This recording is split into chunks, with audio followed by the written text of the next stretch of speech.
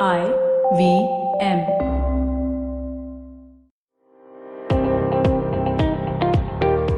Welcome to All Things Policy, a daily podcast by the Takshashila Institution. We are a bunch of policy nerds based in Bengaluru, and we like bringing fresh perspectives to Indian affairs and Indian perspectives to global affairs. So grab a cup of coffee, sit back, and join us for today's chat.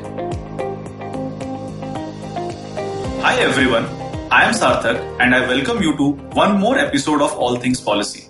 One question that has always been there in the social political discourse: as a society, in which direction are we heading? Is our objective condition better than what it was in the past?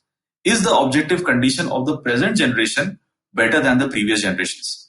And it is not just about being better, it is about how much better. Also, is the change same for different communities, different genders, different regions? Sociologists, anthropologists, economists, they all have been trying to understand this. They have all been trying to analyze this. In this episode, we will discuss this. To be precise, we will talk about social mobility with a focus on the Indian context. To discuss this, I have with me my colleague Apurv Kumar. He is the program manager for Takshila's PG program. By training, Apurv specializes in development studies. He writes extensively on different topics related to society and development. He also has a weekly newsletter, Gentle Leviathan. Hi Apurv, welcome to All Things Policy. Hey Sarthak, thank you for having me. I'm very excited to be here with you today. Yes. So I have been reading your newsletter and I was reading your article on social mobility. And in that particular article, you talk about some examples from some recently released movies. I'm not exactly recent, but at least in the last couple of years, these movies have been released. So for our audience here, can you provide the context related to social mobility with those specific examples? All right, Sarthak. So let me begin by saying that I've been observing the recent trends in Indian cinema and as well as the latest sort of series that are coming in on our OTTs. And two striking features that I have observed is the rise of the subaltern masses in these series and these movies. And two movies that were released last year or so just sort of stand out. And I'm talking about Super 13, which Hrithik Roshan played the main protagonist, Anand Kumar of the real Super 30 Coaching Institute in Bihar, and the other movie is Gully Boy.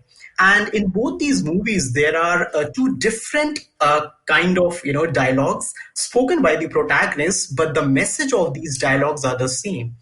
So in Super 30, Hrithik Roshan says, आज राजा का बेटा राजा नहीं बनेगा, राजा वही बनेगा जो हकदार होगा, which essentially means that it's the merit that will decide who is the chosen one, and it's not, if I may use the word, social capital that will decide who is going to win the race.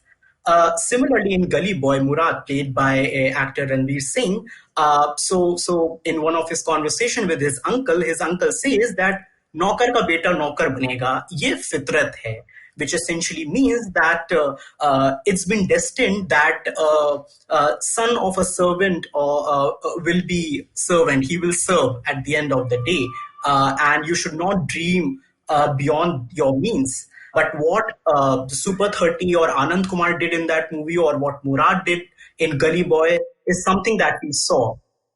So this thing actually struck to me that it's this undertone of ambition and aspirations of this subaltern masses that's quite interesting.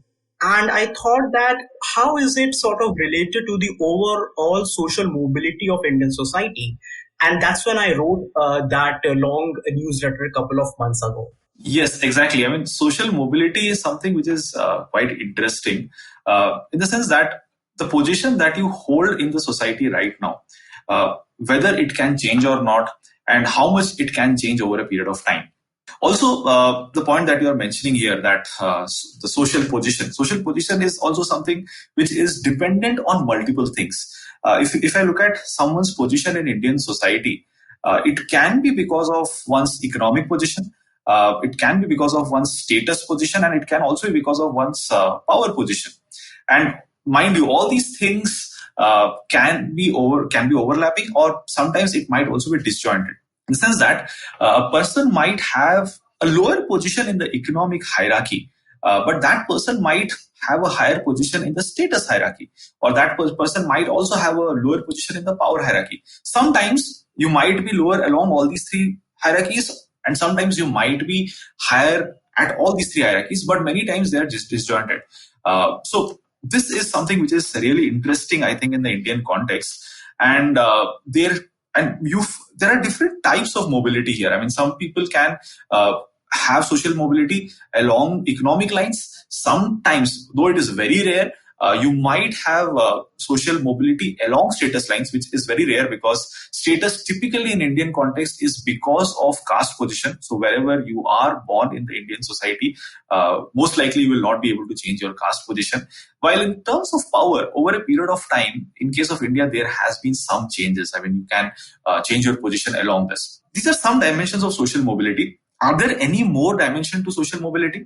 Yes, Sarthak. And before I delve into the topic, I think you have very rightly touched upon the topic, the theme that social mobility in Indian context is a very complex process. It's not a very simple, straightforward process, but it's quite complex phenomena that's been taking place.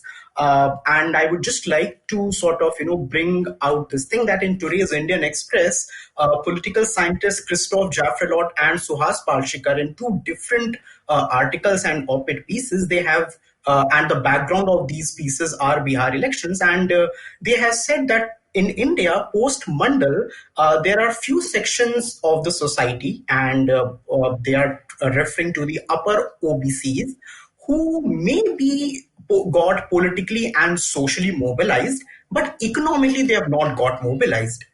And Professor Jaffrelot have actually used data to sort of, to buttress his point. So they may got a little, they've got heft in terms of political domain because of certain political leaders, but not economic.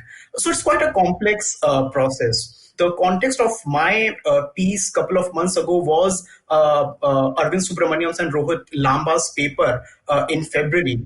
And their central argument was this, that over the past 3 decades, India has seen an unprecedented economic growth, but that economic growth has not been translated into mobility of certain sections of society. And they further argue that because there are so many cleavages and fault lines in Indian society in terms of gender, caste, and class, that's why we are seeing a stunted mobility of these sections of society. So that's the overall theme of these academic papers that have come up in recent times. There haven't been large-scale longitudinal studies in India, unfortunately. Vis-a-vis what we read in the academic journals of the West.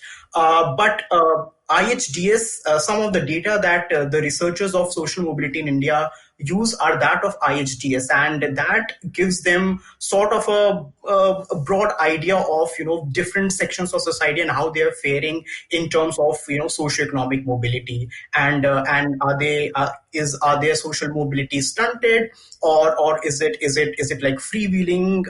That kind of analysis can be sort of taken from IHDS surveys that they do year after year. Yeah, so these whatever studies we have, I mean, I can understand most of these studies. In fact, I was also referring to most of the studies. I find them in the Western context. Goldthorpe, Peredo, David Glass, they've all studied international context. Very few studies are there in the Indian context.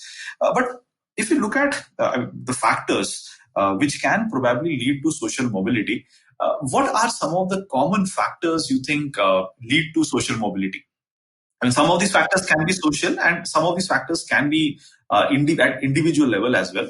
So what are some of the prominent findings? So one of the major factors that actually hinders social mobility in India is caste. Yeah. And that's why Ambedkar emphasized the word fraternity in the preamble of India. So his central argument was this, that until and unless you have a sense of solidarity and brotherhood, and you do away with caste system, India will not be a prosperous country, and our society will not be an egalitarian society. And guess what? Something like that has actually happened.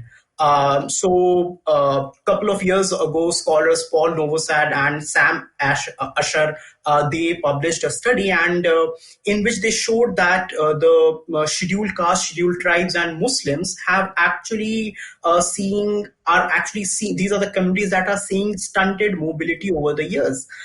Is the upper caste who are sort of doing very well in terms of social economic mobility, but not these sections of society.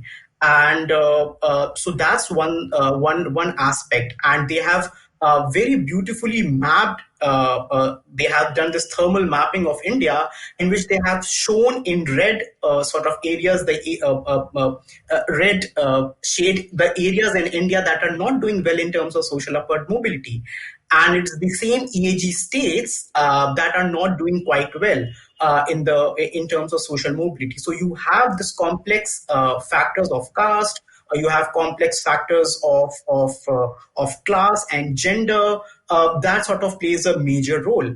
I also remember Duke University professor Anirudh Krishna, who did a very different kind of study in which he and his team found that there's a high probability that a laborer's son will end up being a laborer and not a white collar, blue collared, not getting a white collared or blue collared job. And this is what in their analysis, this is what they found, that there's something called odds ratio, which means that the probability of the son of a parent from a particular section of society from lower income will end up doing that job generation after generation, which means that there are structural factors that are working in tandem in Indian society that are hindering the social mobility of certain sections of society. And we have these fault lines that have historically hindered the social mobility of certain section of society. Yeah, I mean, what was also interesting in these literature is, I mean, how all these things pan out eventually, in the sense that when you are measuring economic mobility, so one thing that you tried, and you pointed out as well, that you try to find out the occupation that you are and what was the occupation of your father or your grandfather. That is how most of these longitudinal studies try to focus on, or they will look at your incomes, how it has changed over a period of time. Now, how does one get that occupation, or how does one change one's occupation over a period of time? Education is something which plays a very important role here. Now, education, caste, gender, all these things might be linked with one another. These studies actually point that if you look at how educational attainment is there for different genders, how education attainment is different for different social religious communities, it points out that among scheduled caste, among scheduled tribes, among Muslims, educational attainment rates are quite low. And this is something which also coincides with the different other reports that periodically come out, right? For example, the ASER report, which also points out that these communities are lagging behind. Also, we have evidence which points out that children from these communities, among them, the probability of being out of school is quite high. The dropout rates are also quite high.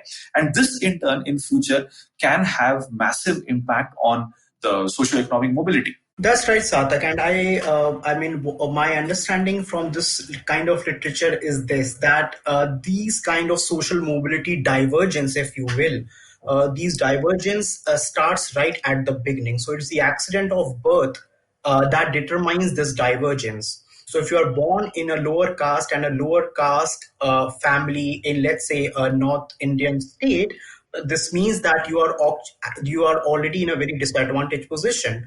You won't have access to good education, primary education, because the overall household income is low, which essentially means that you won't get better higher education, which will determine your wages, your wage when you are an adult, and the overall well-being of you as an individual, as well as the well-being of the household. So I would say it's kind of a cycle. It's a vicious cycle that operates in this kind of setup and ecosystem that stunts the social mobility.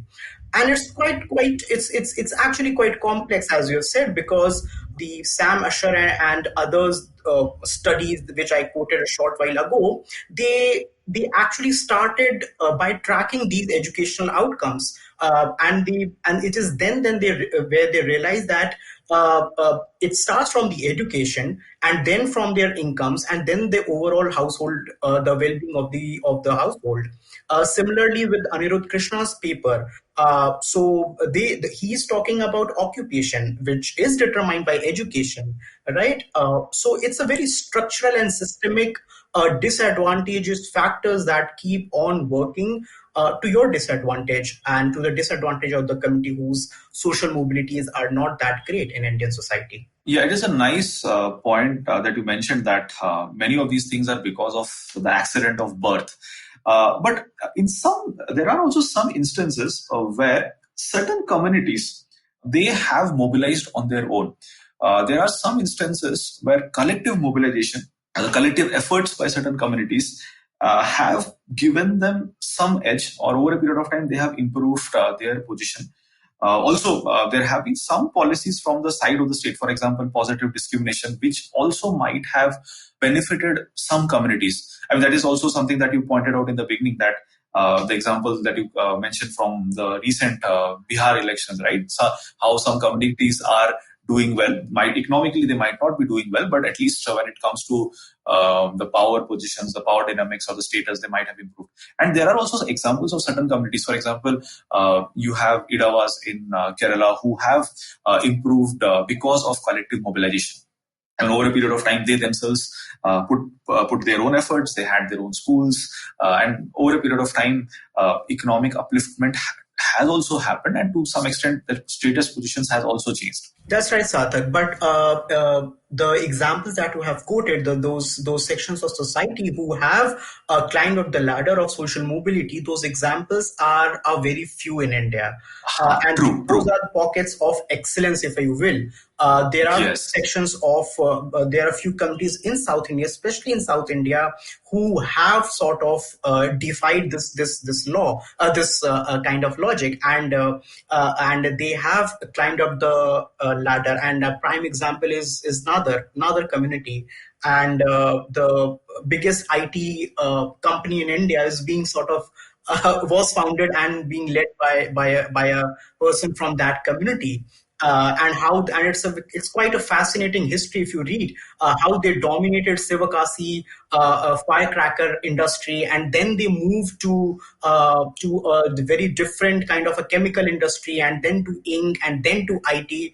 It's quite different, but these are exceptions. These are good sort of examples and case studies in order to sort of justify that this is possible, but it's limited. And there are several other complicated factors that have worked in their advantage. So some of the communities in Tamil Nadu and in Kerala, what they did was they kind of collaborated with other sections of society from upper caste.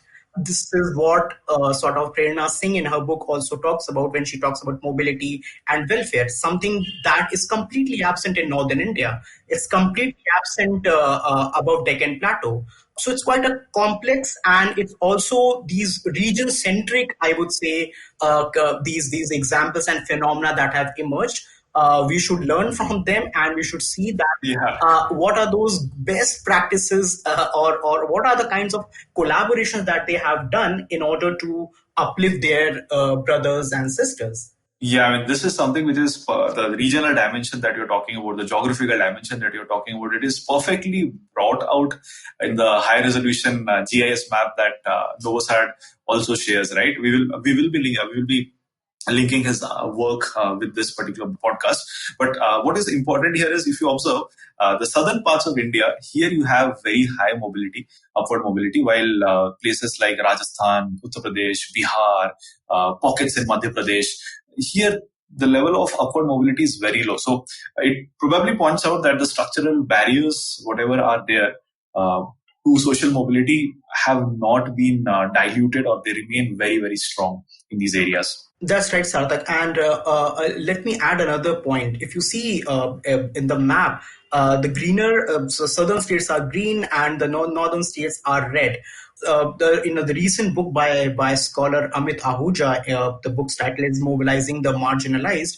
His main central argument is that the welfare of lower caste in South India vis-a-vis Northern India is different because it's those early sort of the social mobilizations that occurred in southern India, which was completely absent in northern India.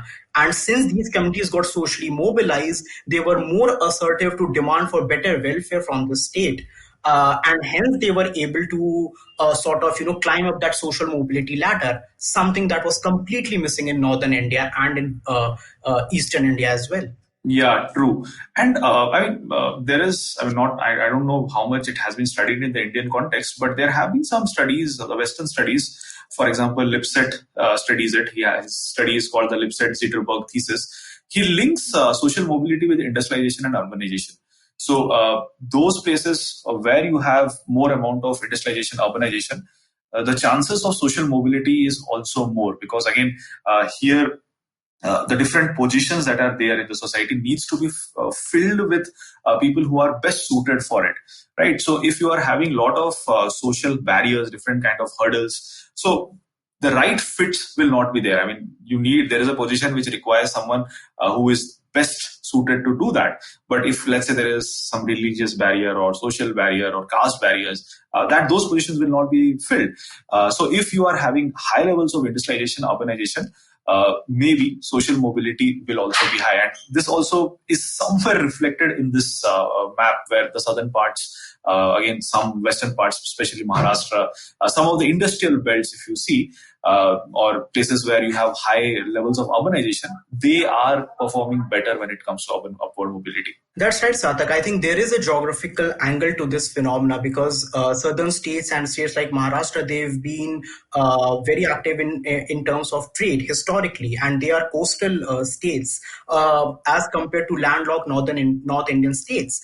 So there is a factor. I mean, it's a very important factor.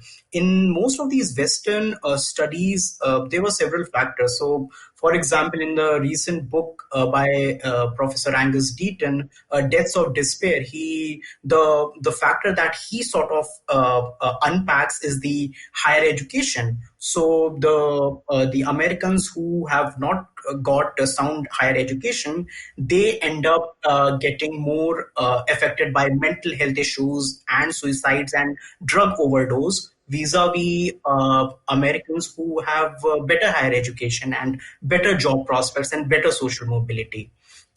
Similarly, I can recall something on a very similar sort of lines Professor Raj Shetty of Harvard University has done in his Opportunity Insights project, in which he and his team has sort of mapped the American states as American state and the pin codes that have sections of society that have not seen social mobility and that kind of climbing of the ladder phenomena.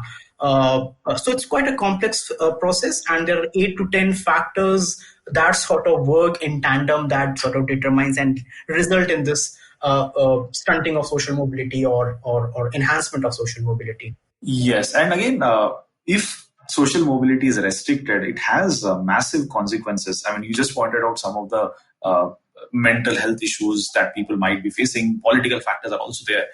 Also, I feel as if you look at it from an economics perspective, right? If social mobility is something which is hindered, if a society is not open, in that case, again, efficiency gets impacted because you are not getting the right people for the right positions. So the roles are not, whatever roles are there in the society are not getting filled appropriately. And again, social mobility is a way by which, or it acts as a way of, it acts like a valve, right? Safety valve. So there will be people at the bottom of the hierarchy, and if they are not given the rightful positions, I mean, if they are efficient and they're not given those right positions, there might be pent-up frustration, and which can lead to different kind of threats to the social cohesion, threats to social order.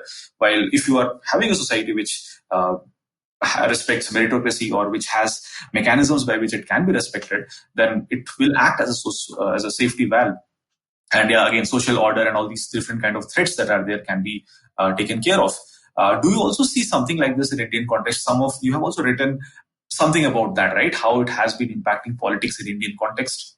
Yes, that's right, Sarthak. So, I mean, there is a term that several authors have used to describe this phenomenon. It's called "pitchforks are coming for us to get us," which essentially means that if you deprive a certain section of society of its rightful opportunity to climb up the social mobility ladder, it will lead to chaos and it will lead to some sort of a law and order issue in the society.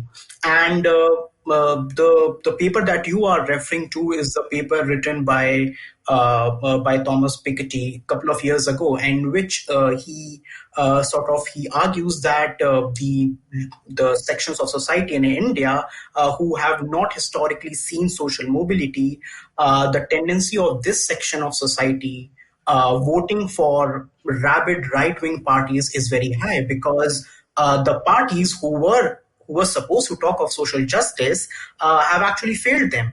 And their only hope is this kind of messianic figure who can who can make the elite realize that it's high time that they should sort of leave their seats of power and let other sections and subaltern masses to sort of get that advantage. So he has over the years, he has mapped how certain sections of society who have been voiceless and marginalized have actually defied the political logic and have started voting for political parties that have historically been against their rights. But they think that this particular leader can actually settle this dispute and make things work. This could be right, this could be wrong, and it's just a matter of time, and it's time that will tell us. But yeah, that is happening, and the overall populist movements that we are seeing across Europe and across the globe is also kind of the result of this particular phenomena. Interesting to see how all these things are interlinked, how they're impacting one another. So, so from all this, it seems social mobility, or rather the lack of it, is a major concern in the Indian context, especially for certain communities, certain genders, certain regions. And this needs to be studied more. As you pointed out, we don't have sufficient studies. There are many intergenerational studies, longitudinal studies in the Western context, but in Indian context, we don't have much of it. So we need to focus more on it so that different angles can be studied, and accordingly, we can have some appropriate policy interventions. Apurva, would you like to add something to it? Just last point, Sarthak. So in a paper published in February by Devesh Kapoor, who talks about why India's development model is a precocious development model, he says that most of these issues that we have spoken in the past 20-25 minutes are what he calls as sticky issues. And these are societal issues where Indian state has never has deliberately stayed away from these issues. And they have never been able to solve these issues. And it's high time that the Indian state should now make inroads into these issues and solve these fundamental problems, because it will lead to several other consequences which may be bad for our society and the overall well-being of our society. On this note, we will conclude this episode. Interesting point, Apurva. Thanks, Apurva, for joining us in this episode. And thank you, listeners, for tuning in. We will be providing the links for the articles we have been talking about in this episode. So we'll see you in the next episode. Thank you. Thanks, Sarthak. It was fun talking to you. If you liked our show, don't forget to check out other interesting podcasts on the IVM network. You can tune into them on the IVM Podcast app, ivmpodcast.com, or wherever you listen to your podcasts. You can also follow IVM on social media. The handle is @IVM Podcasts on Twitter, Facebook, and Instagram. And hey, if you'd like to dive into Takshashila's research on technology, strategy, and economic affairs, check us out at our Twitter handle @Takshashila_INST or our website takshashila.org.in. I hope you enjoyed that show. If you aren't following us on social media, please do. We're IVM Podcast on Twitter, Facebook, and Instagram. I want to let you all know about 2 new shows that we've launched this week.